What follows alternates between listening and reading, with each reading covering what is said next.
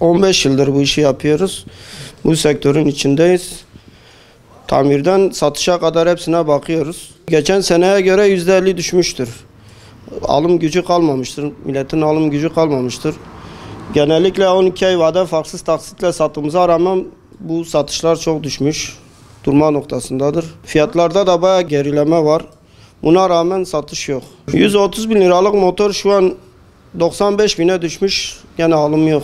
Pandemi döneminden bu yana en çok bu sene düşüş yaşanmış. Biraz piyasa canlanırsa satışlar da canlanır. Para akışı yok, nakit para akışı yok. Şu an millet hepsi faize yönelmiş. Faizlerin düşmesiyle inşallah motor satışları yükselir. Nakitte 100 bin liralık olan motor şu an 12 ay vade farksız 12 ay taksitle kredi kartına 70 bine satıyoruz, satış yok.